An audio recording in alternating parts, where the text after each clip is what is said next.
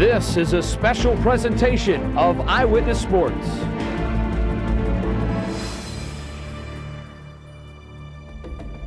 Later today, the IndyCar circuit roars into Central Ohio. The Mid-Ohio Sports Car Course is the 13th stop on a season that has been packed with highlights. Under the watchful eye of owner Steve Horn, Columbus's Tasman racing team has become one of the dominant forces in the sport. Driver Adrian Fernandez recorded his first career IndyCar victory in a tragic finish in Toronto just 1 month ago. Tasman teammate Andre Ribeiro has also tasted victory this year. He's IndyCar's most recent winner, coming off a checkered flag run at Michigan. For the other Columbus connection, Team Rahal, Mid-Ohio is always a special event. Bobby Rahal will revisit a track that his friend and mentor introduced to big-time racing. Rahal has won this race twice. Will today be his third? I still want to win. I want to win a fourth IndyCar championship, and I want to win more races and do more things before I'm ready just to say that's that. Don't go away. Full Throttle at Mid-Ohio is firing up. It is race day at Mid-Ohio, the 15th running of the Miller 200, and it is a gorgeous day for racing. Hello and welcome to a 10 TV sports presentation, Full Throttle from Mid-Ohio. I'm Jay Crawford, joined by the entire 10 TV sports staff. We will bring you a complete half hour profiling the 4 Columbus-based drivers as they get set for today's Miller 200. It promises to be an exciting race, plus much, much more. We begin with the qualifying. Yesterday, drivers wrapped up the day. It was their second day of the qualifying section. And before we look at the starting grid, this note: the Mid-Ohio course is very important when you take a look back at where the drivers and the winners of this race have gone after leaving the Central Ohio track. Since 1987, the first place driver after the Mid-Ohio race has gone on to win the title in every year but one. So how will the field look when the race begins in just about 3 hours from now? Here's a look at how they battle for position wrapped up. After 2 days of qualifying, the starting grid is now set, and red-hot rookie Alex Zanardi stole the show by not only grabbing the pole, but by setting a new course lap qualifying speed record on his first time ever racing at the Mid-Ohio Sports Car Course. I think my car is really well balanced, and I hope it's going to perform well also with the full tank. Later today, he will share the front row with teammate Jimmy Vasser. Columbus driver Brian Herta will start from the second row. Herta is picking up speed, coming off a runner-up finish in Michigan 2 weeks ago. You know, I think the Shell car is running really well, and obviously we'd like to be a little bit further up, but to start the race here in the top 3 is a great position. Herta will share the second row with Michael Andretti. Adrian Fernandez clocked the best time for Team Tasman yesterday. Adrian is in the hunt when it comes to road course points. We've been doing good in the last 2-3 races, but you know, qualifying 8 is not bad. So I think we are still good in a good position. Looking in Fernandez's rear view mirror is Bobby Rahal and Tasman teammate Andre Ribeiro. Ribeiro is IndyCar's most recent winner. He's coming off a win at Michigan. He also knows this course is tough on drivers. This track is very, very demanding physically. And but I think we'll be okay. The weather looks better. It's not as hot as last year, so should be fine. Bobby Rahal will also start from the 5th row. Rahal is familiar with this course as he's seen the checkered flag twice here. He's also started from the pole position 4 times at Mid-Ohio. In the next group, the defending track champion finds himself starting from the 8th row. Al Unser Jr., who holds the track speed record, fell apart in qualifying and is putting his number 2 ranking on the line. Last year, he vaulted from the number 8 spot to grab the checkered flag. Taking a look at the final 6, they'll have the toughest challenge of the day, trying to pass traffic to get to the front of the field. Turns and the curves here at Mid-Ohio are incredibly grueling, and over the past couple of days here for qualifying and even today during practice runs, the drivers have really been trying to get a feel for the course to find out how it will react to their car setup and their tires. Right now what we're going to do is take a look at the way the course will look to the drivers from behind the wheel of their cars.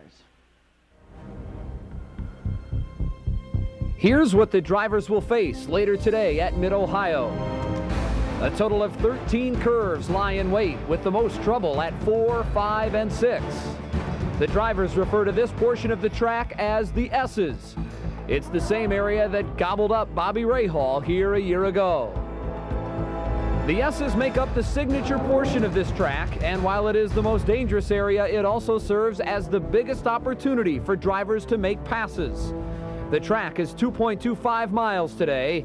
The drivers will take 83 laps before seeing the checkered flag. Now, to give us a better look of the course, we're going to go to 10 TV Skycam. That's where Andy Baskin is today. Andy, what can you tell us about today's track conditions? Thanks, Jay. You know, temperatures are clear. They're going to be in the 80s this afternoon. A perfect day for race day. We talked to Steve Horn a little earlier today.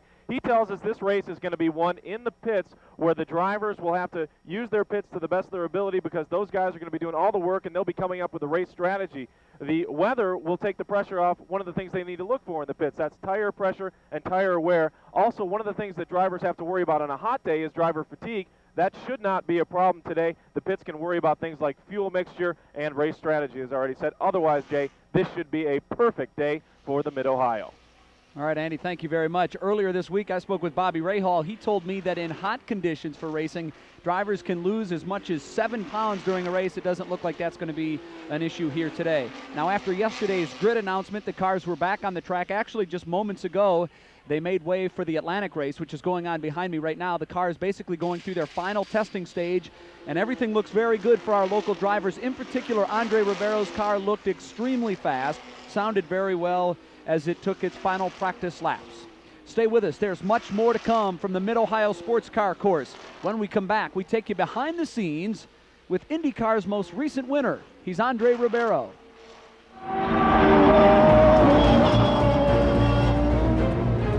Full Throttle at Mid-Ohio is back after this.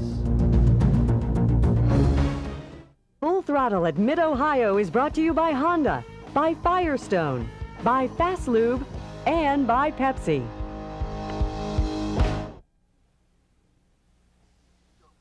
Welcome back to Full Throttle at Mid-Ohio. You are looking live right now at the pits of Team Tasman as they are getting ready for the race. The green flag will drop in just a few hours from right now, and race teams are busy making their last-minute adjustments to their cars as their drivers now are getting set for the race to begin. War is waged, as we know, on race weekend on the track, but it is also waged in the pits.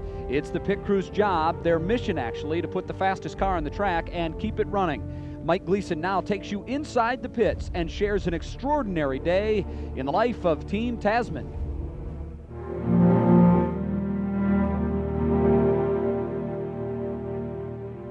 It's 6:30, the morning of July 27th, 6.5 hours from the start of the Marlboro 500 at the Michigan International Speedway.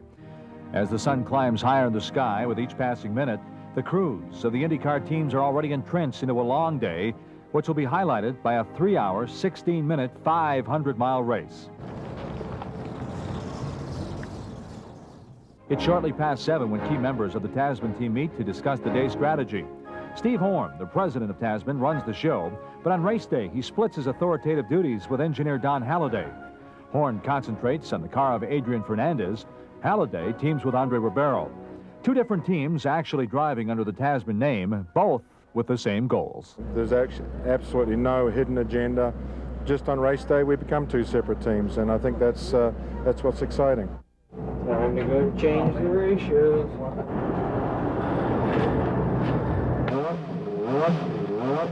It's almost 9 o'clock, 4 hours from race time. After getting as high as 238 and 235 miles an hour on Friday and Saturday, you can tell Andre Ribeiro feels good about this race. But in a few minutes, he'll find out if the car is ready to back those Friday and Saturday speeds on race day. At 9:32, Ribeiro finished in the top 3, averaging 233.251 miles an hour. You've done well on the ovals. You've done well here before. Do you feel extra special going into this race? I feel ready. This will be a good one.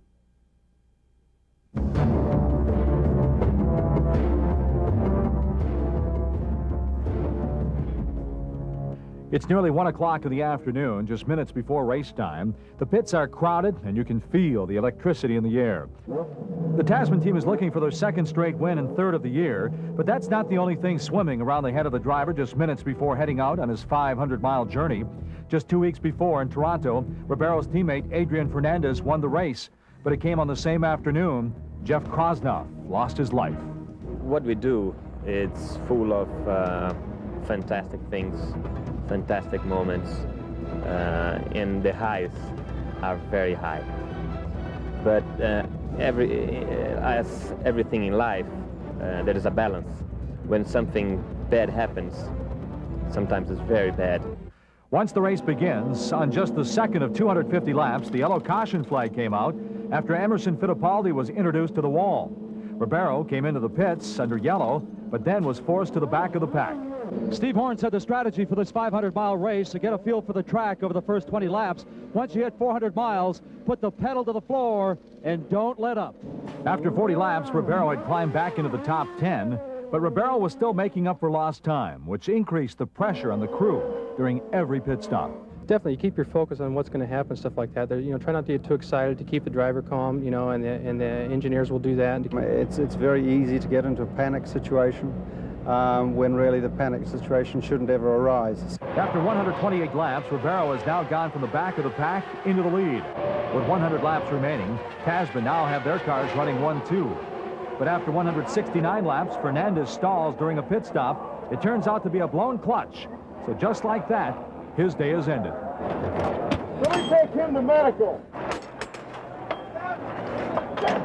And this is just racing, it's everybody did their best effort, and that's what it counts for me. So Fernandez was out, but Tasman still had a driver out front. And after 500 miles and more than 3 hours of physical pounding in the cockpit, Tasman had their second straight IndyCar win, and the Honda engine powered a car to victory for the 9th time in 12 races. I think I'm a very lucky person, maybe, to be involved with this team. If your car is running very well, to do 238 miles an hour average is not a big deal. But if your car is bad, if your car is not performing well, to do 220 is difficult, it's tough. With a good car, you do very well, no problem. With a difficult car, it's very tough. There's no doubt about it. Team Tasman is clicking on all cylinders right now. Later in the show, Dom Taberi will have more on the point man for Team Tasman, Steve Horn. Now, another Columbus area driver that has really enjoyed great success, not only here on this course, but nearly everywhere on the IndyCar circuit, is the 1986 Indy 500 champion Bobby Rahal. Recently, we spent some time with Bobby. We talked to him about sweet moments from the past and where he's headed now. We begin with his relationship with former Mid-Ohio track owner Jim Truman. I literally was just screaming, at myself, at the car, don't let me down, don't let me down. Bobby Rahal talking about the final laps of his Indy 500 victory in 1986. It was a moment of great joy for Rahal, but also a time of sadness. We weren't able to enjoy it, I think, as much as we would have if Jim had been healthy. The 1986 Indy 500 was the final race for team owner Jim Truman. He lost his battle with cancer just 2 weeks after winning the one race he spent a lifetime dreaming about. To help somebody realize their dream before they were to pass away, it's like not many people have ever been in that situation before. And so my satisfaction today comes more from that than having done it for myself. Rahal has traveled many miles since his defining moment 10 years ago. With 3 season championships to his credit, Bobby knows the feeling of an IndyCar high. But with recent engine troubles and a string of tough luck, he now knows the lows all too well. No, it's been very disappointing. After helping to pioneer the Honda engine, Rahal bailed out of the Honda project after just 1 season. Currently, 6 drivers run Honda engines, 5 have won races this year. The only non-Honda driver to win this season has been Michael Andretti. We've had opportunities, and certainly it is frustrating not to have won in the last several years, but we've been up front too, so I think the talent is still there. It's just waiting. Our day hasn't come yet. Despite Honda's domination and Rahall's troubles this year, Bobby still has plenty of racing left in him. Absolutely. I mean, I want to go out as a winner. I don't want to go out not having won. And even if he never wins again, for the past 26 years, Bobby Rahal has been living his dream. I'm the most surprised guy in the world that I'm here, because when you start, you might have dreams and hopes, but you never really, I mean, they're dreams and hopes, and to realize those dreams and hopes, not very many people in their life get to do that. Now, Bobby Rahal hasn't won a race in 2 years. He would love more than anything to break that drought here at Mid-Ohio later today. Now, Bobby's teammate, the other Team Rahal driver, Brian Herta, is really beginning to enjoy a very successful career. After his runner-up finish at Michigan just 2 weeks ago, Herta has found himself in great shape going into today's race. We're real happy with the way things are going. We're just, looking for that first win, trying to crack the ice. 1996 has been a breakaway year for Brian Herta. So far this season, Herta has found himself standing on the podium twice. Brian is currently 14th overall in the point standings. Been kind of scratching at the door, but we haven't been able to open it yet. And, we're hoping that we got 4 races left this season. We feel like the cars have been running really well. Hopefully we can get that first win in this year yet.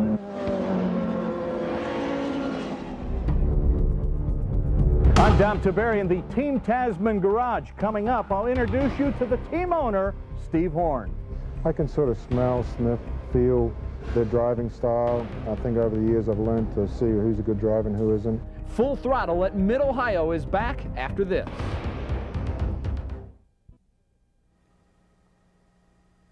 As you know, they've been talking and they've been racing and testing. This is called the S-curve right here. It's turns 4, 5, and 6, better known as the S-curve. That's something we'll talk about all day, and you'll hear about all afternoon. Yesterday, they had an accident in that area. There was oil spilled in there. So as you watch the day go on and the track starts to heat up, watch for that area to be a crucial part of this race this afternoon. Back to you, Jay.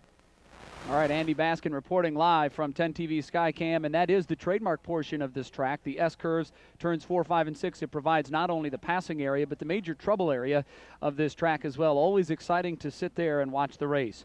Now, the hottest team on the IndyCar circuit right now, at least of late, has been Team Tasman. You talk about winning, they have done that. They have a 2-race win streak coming into Mid-Ohio, going all the way back to Toronto, and then most recently it was Michigan. That's pretty impressive when you consider that Team Tasman has only been in IndyCar racing for 2 years. This is their second year on the IndyCar circuit. Dom Taberry has the Team Tasman story and its secret to success. Steve Horn has been involved with auto racing for 30 years. He'll tell you it's been a labor of love. Horn is the founder, owner, and president of Hilliard-based Tasman Motorsports. Tasman, in just its second season of IndyCar racing, is recognized as one of the premier teams. In 2 short years, Tasman has taken the checkered flag 4 times, and the credit for the success should start at the top with Steve Horn. What I like about racing is every weekend you get to compete, so you're only as good as your last event. You also instantly know where you are compared to your competitors. Steve Horn has always had a keen eye for young driving talent. While with Crew Sports Racing, he gave Scott Pruitt his big break. He also discovered Brian Herta. Plus, Tasman drivers Andre Ribeiro and Adrian Fernandez can thank Steve Horn for their Indy success. At one point, late in the Michigan 500, all 4 held the top 4 spots in the race. Maybe some of the owners don't take the time to look at the young guys coming up, and Steve really pays attention. And I can sort of smell, sniff, feel their driving style. I think over the years I've learned to see who's a good driver and who isn't. And I think also we can add a technical element to the drivers. We're pretty good at coaching them along. Ohio State football coach Woody Hayes used to say, "You win with people." Steve Horn believes in that philosophy. And like Woody Hayes, you might say Steve Horn is the coach of Tasman racing. Racing is coaching. It's, it's not just coaching the drivers, it's coaching the team members, the mechanics. I've been a mechanic, so I know the hard work they put in. I know what they have to go through. In general, I think watching everybody and, helping them in their direction, maybe it is being like a coach. And you can't knock success. Steve Horn's plan is a proven winner, and he believes even bigger accomplishments are just ahead down the road for Team Tasman. For Full Throttle at Mid-Ohio, I'm Dom Taberry reporting.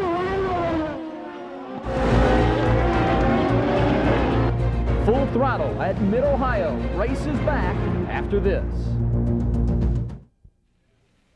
And you're looking at live pictures now from the pits. We are just a little more than 2.5 hours from race day. Right now, the track behind me is almost eerily silent, but very soon, actually in about an hour and a half, the cars will take the track for their final test runs, and then at 3 o'clock, the race will be underway. I can tell you this, Jimmy Vasser is the current points leader, but he has just a 1-point lead over Al Unser Jr. As for our local drivers, Andre Ribeiro is 8th, Adrian Fernandez 10th, Bobby Ray Hall is 11th, and Brian Herta is 13th. It promises to be, as it always is, a very exciting 200 miles of racing.